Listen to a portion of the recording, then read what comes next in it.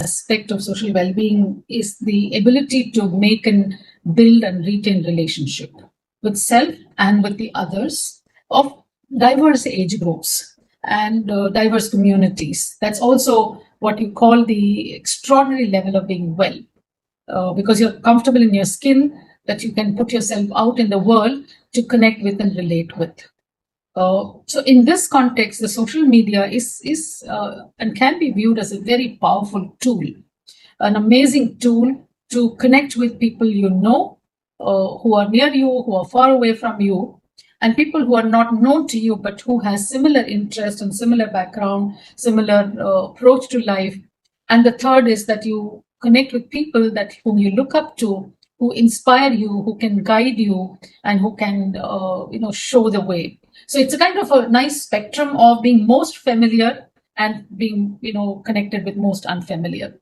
So I think the social media gives you that option, the possibilities. That platform is so vibrant and so rich and so deeper in terms of an ocean-like dive. And I think the social well-being is about navigating this known to unknown in a way that you don't lose yourself. So that's the dynamic between the social media and the social well-being, that you are in touch with the reality while you are also in touch with what you call the virtual reality. Welcome to the Learning Circle, the ultimate video podcast for educators and parents who want to unleash the full potential of children. Join us as we explore the fascinating world of learning with the help of thought leaders who will share their knowledge and stories with us. This is your host Kavleen Kaur, and I'm excited to take you on this journey. Get ready to be inspired, informed, and entertained. In our exclusive interview with Dr. Lakshmi Kumar, we delve into the core of social well-being in times of social media preoccupation. Discover the importance of social well-being for students and its connection to their overall well-being. Dr. Kumar shares insights on the crucial role of schools and the significance of parental guidance in setting boundaries. Plus, don't miss out on Dr. Kumar's invaluable advice for students. And request you all to subscribe to our channel, The Learning Circle. Your support powers us to invite thought leaders and raise important conversations in education. Join us and be part of the change today. Please subscribe. Our guest today is Dr. Lakshmi Kumar, founder-director of the Orchid School, Pune. She specializes in social studies, integrated inclusive curriculum, and life skill education. At the Orchid School, she strives to bring teaching practices, methods, and curriculum in alignment with today's generation of learners. Dr. Kumar has been a coordinator and academic supervisor for Sweden-India project. She has vast experience of working in Indian and multicultural business, social, and educational environment. Today with Dr. Kumar, we are exploring a topic which is extremely relevant in today's time. That is, social well-being in times of social media preoccupation. Welcome to our channel, ma'am. Thank you, Kavleen. It's such a pleasure to be part of this, and the topic is so relevant for, I think, all human beings now, because our life is quite unimaginable without the social media. So thank you for choosing this topic. Right. So to begin the discussion, ma'am, I would request you to help us better understand social well-being, its various nuances, and the significance, particularly for very young students. So emotional social well-being is a kind of a, two sides of the same coin. And there are those very subtle differences. But I think overall, well-being, first of all, is not the absence of a complete absence of illness. So I think one has to understand that. But a sense of balance in emotions and experiences, and a sense of heightened awareness of one's signals that mind and body gives, and overall, touch with your own inner self to know that when you're up or when you're down. So I want to be very, very clear that social well-being is about the agility and vitality. It's the energy level, and it is that's the crux of the well-being. So it's not just the absence of illness and ill health, but a very, very positive and a promotive sense of being well. Right, that's a very crucial definition, and you covered a few nuances about balance, awareness, and agility. So, these are key aspects for everyone, and especially the young kids that are still growing up and still processing the word. So, ma'am, and we established what is social well-being, and we can obviously understand the importance of this. Now, in today's time, what is the relationship between social well-being and the social media that we have?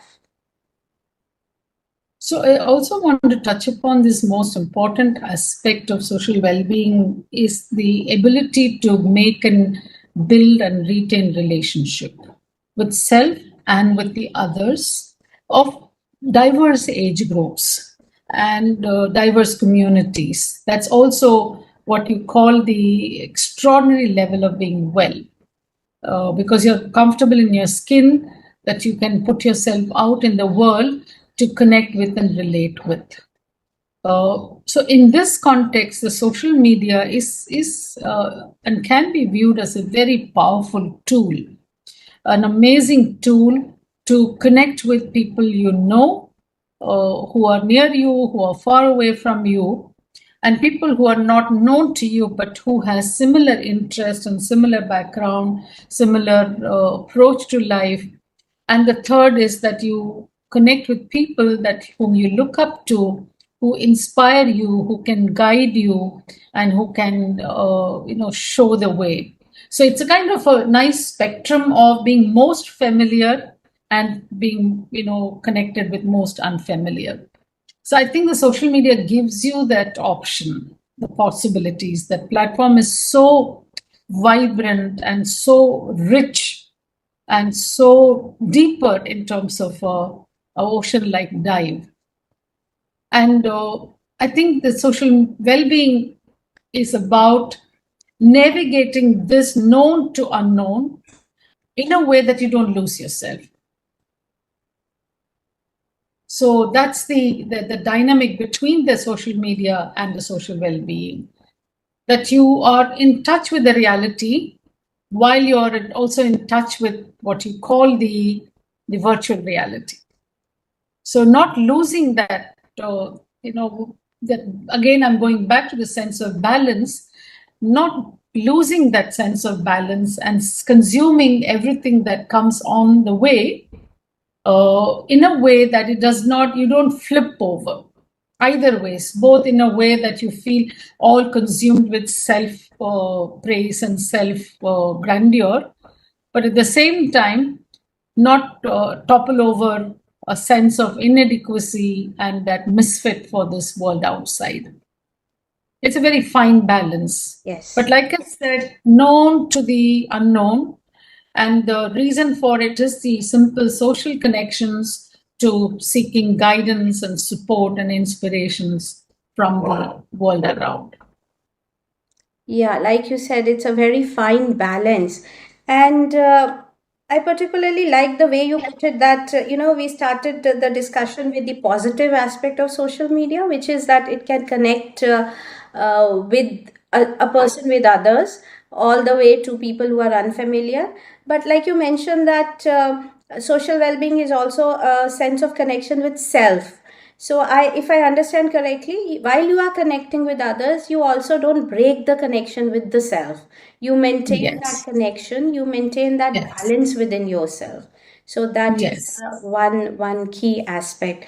And also, if you go to the other end of the spectrum where you are talking to people who are unfamiliar, so there also I think it is important to maintain a sense of balance or a judgment about about whom you are talking to and what are the topic of discussions. Would you like to talk about that?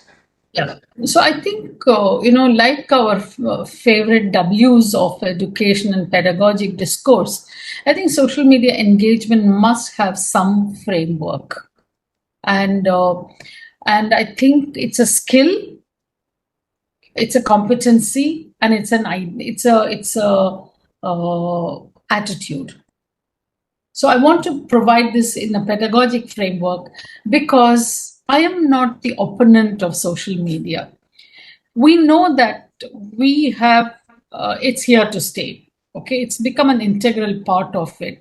It's also the time of AI. It's only getting better or worse. So I think I don't want to sound like a lady born out in 1922 and moralizing and demonizing this tool. What I want to talk about is how do we leverage this tool?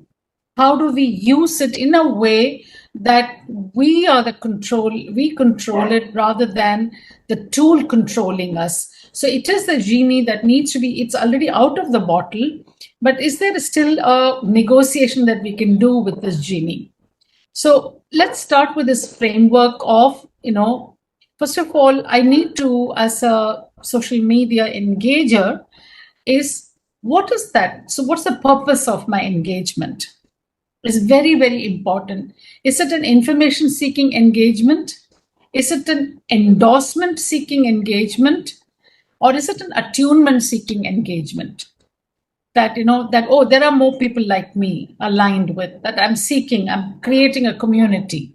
While I'm working as an educator, I see that, Kavleen, who is sitting so far away, has some thoughts that are attuning with me. So I think, first of all, I need to have the clarity of what is the purpose? What am I engaging it for? If it's about simple information seeking, then of course you have this whole dichotomy of, do I know how to decode the information and the misinformation? But we'll come to that later. So the first is the what purpose, okay? Right. The second is how. How is where the skill, that do I have the wherewithin on the social media engagement? Do I know how to select? Do I know how to select with whom I can connect with? Do I know how to respond to, let's say, a sleazy message? Do I know how to decode something that is not healthy communication and conversation? Do I know how to kind of build this network for a very constructive, because in social media, you are the leader and you are the follower. Right. So, you can start a conversation and you still need to know how to steer it. Because today in social media, you can almost get caught in any controversy very quickly. So this whole dimension of how is so important. And for our children, I think we need to provide this tool either in the form of a social media literacy or in the form of case studies where you see, the engagement gone right and engagement gone wrong. Like I said, you have two sides. And I think our children need to learn to know both sides. So the second part is the how. And the third one is, especially with the individual's engagement, is whom do you engage with? Are they age appropriate? Are they in your realm of interest? Let's say as an adolescent, what are my interests? Could be sports, could be music, could be knowing about my gender and sexuality choices and orientations. It could be, something like forbidden fruit information. So I think very important is that whom do I connect with? Do they have credibility? Because the danger of being in social media is there are so many lurking in the darkness. And there is nobody who tells our children that, this is not someone that you engage with. Right. And sometimes you don't even know that you're engaging with a 15-year-old with a 55-year-old person. So I think this knowledge about whom am I engaging with? Is this some kind of can we give them some kind of detective lens to them, that is this a danger zone? Is this person safe? Is this person kind of crossing the border of civility even in my conversation? So I think that's so important. The third one is the whom. Okay. And when, when do I engage with? That is the next W. Do I engage with it like, 8 hours? That becomes a bigger part of my life, 10 hours, because then you're also talking about the danger of addiction. And do I, engage with it more like a secretive late night hours where my adult family members will not come to know? So I, in the name of fooling myself that I have the privacy to communicate that here I am on the, social media platform, at the hours. And of course, interestingly, this is a paradox. For me, it is a night, but I don't know whom I'm chatting with, whether it's a night or a day, light or dark, this side of the universe or that side of the universe. That ambiguity is exciting for young people, but that's also the most dangerous zone for young people.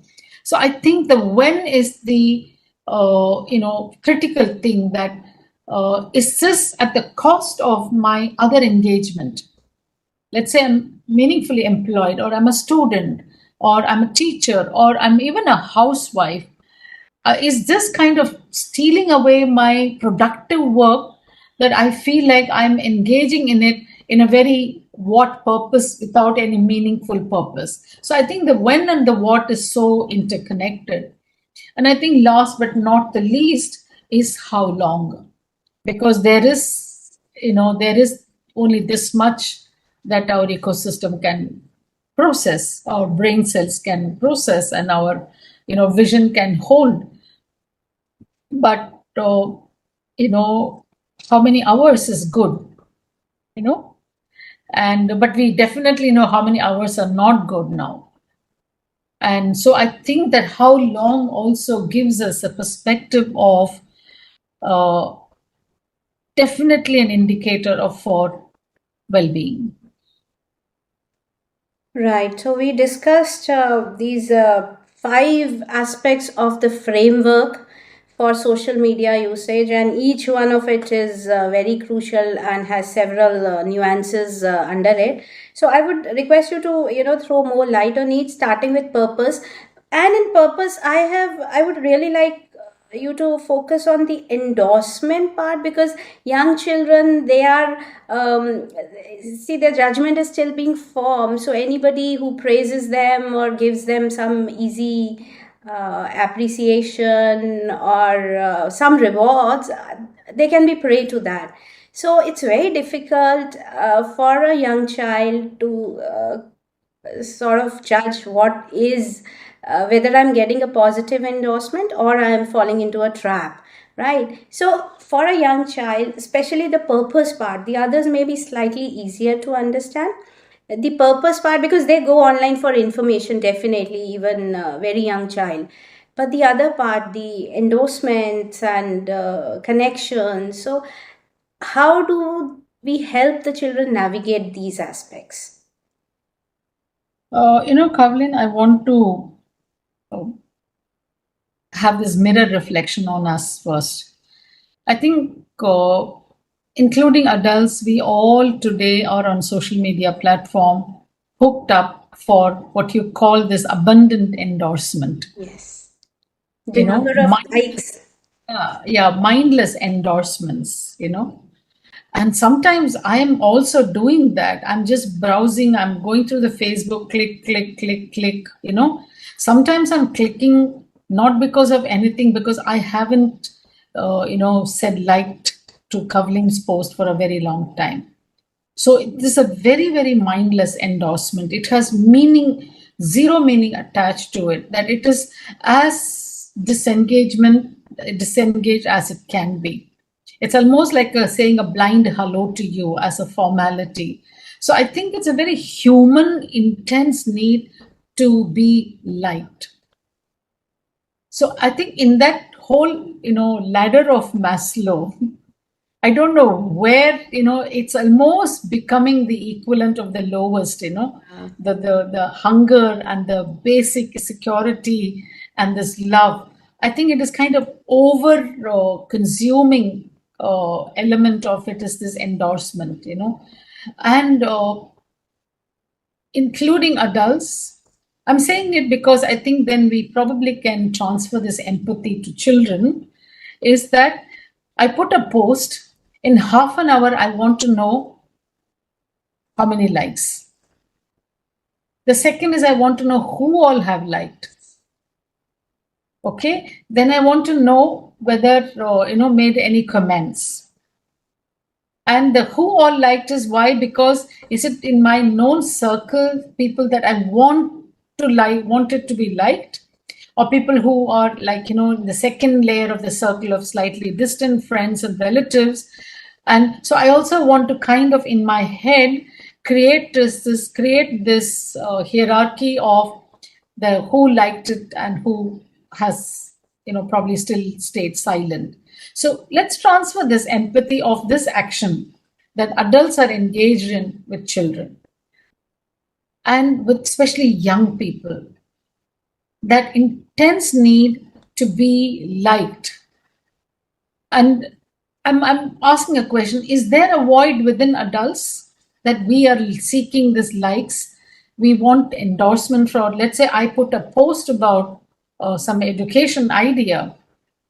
I look at it and say, who has liked it, who has loved it, who has clapped for it, who felt it's insightful, let's say in the LinkedIn platform, and what kind of comments. I even want to turn on to the analytics. So I'm wondering whether it is anything to do with any void that is getting fulfilled, or it is a very subtle play of genuine acknowledgement that I'm seeking. Two, let's say when you go to the hierarchy of what you call the value social media, we put the LinkedIn on top, and then you have the, the Snapchat at the bottom. And I'm sure there are more medias that young children are using today. So we do have this moral value hierarchy in it. So let's take this moderate thing. The young people are not very FB. FB is my generation.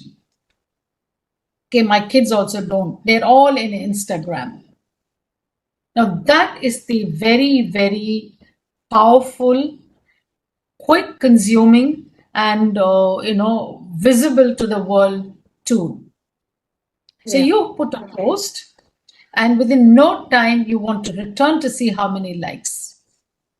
So I think this whole longing for an endorsement is very human. But when does it become dangerous? That's the thin line between the both, to have this endorphin or oxytocin coming to me, and then the next minute it flips me into depression. Is when I don't get it, do I say, oh yeah, okay, it wasn't something really dramatic, people didn't like it, or you start self-doubting. Or you start putting questions about your, especially the most dangerous is when it is something to do with your self-image.